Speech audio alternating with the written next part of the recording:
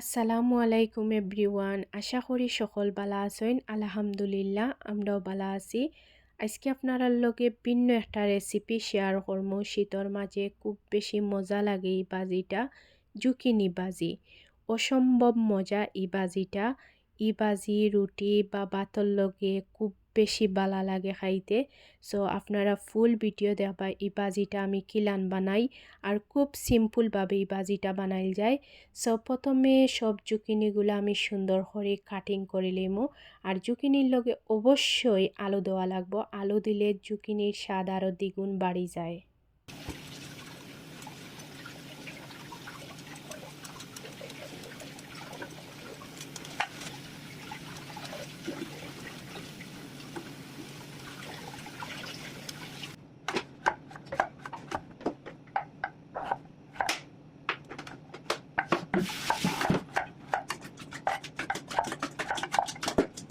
So এখানে আলু আর জুকিনিটা সেমভাবে কাটিং করছি। এখন সুন্দর করে দইয়া একটা জালি তুলিয়া রাখি দিমু পানি জড়ার লাগি। আর এখানেও একটা পেঁয়াজ, 4-5টা কাঁচামরিচ আর 3-4 কোয়া রসুন সুন্দর করে কাটিং করা শেষ।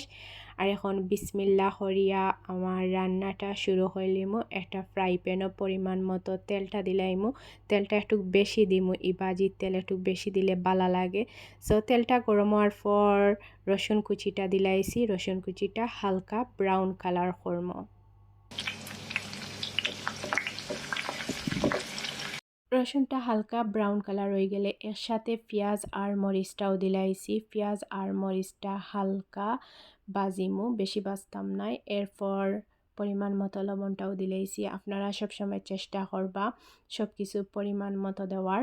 এরপর পরিমাণ মতো হলুদের পাউডার, গরম মশলার পাউডার আর ফ্লেভারের লাগে অবশ্যই মরিচের পাউডার দিবা, যে মজা লাগে মরিচের পাউডার দিলে।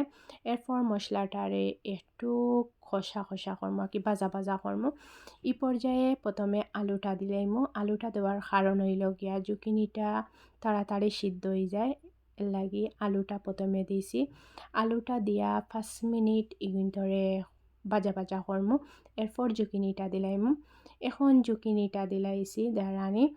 এই জুকিনিটা আমি বিদেশে ইয়া ফার্স্ট টাইম খাইছি। সত্যি কথা যেখান এত মজা লাগছে এই বাজিটা, আপনারা অবশ্যই খাইবা, যে বালা লাগবো। এরপর সব জুকিনি একসাথে বালাটিকে নাড়িয়া 5 মিনিটের দায় গুড়িয়া রাখি দিম। 5 মিনিট পর দেখো জুকিনির যে সুন্দর লুক আইছে। আরও 5 মিনিট জাল দিছি আমি। জাল দেওয়ার পর দেখো যে সুন্দর লুক আর ফুরাফুরি জুকিনিটা হয়ে গেছে। বেশি সময় লাগে না, জুকিনি যে নরম ফট করে সিদ্ধ হয়ে যায়। সো ফাইনাল লুক দেখো যে সুন্দর লুক। লাস্টে দিয়ে ধনিয়া পাতা তো অবশ্যই দেওয়া লাগবে, ধনিয়া পাতা না দিলে আমার ভালো লাগে না। সো সব কিছু ধনিয়া পাতা আমার খুব বেশি ভালো লাগে, তো লাস্টে দিয়ে সুন্দরও লাগে, ফ্লেভারও লাগে, ধনিয়া পাতা দিলাইছি। আমার রান্না যদি আপনার আর ভালো লাগিয়া থাকে অবশ্যই একটা লাইক আর একটা সাবস্ক্রাইব দিয়ে আমার পাশে থাকবা। আর অবশ্যই কমেন্ট করে জানাইবা আমার রেসিপিটা আপনার আর কেমন লাগছে। সবাই ভালো থাকবা, সুস্থ থাকবা। আসসালামু আলাইকুম।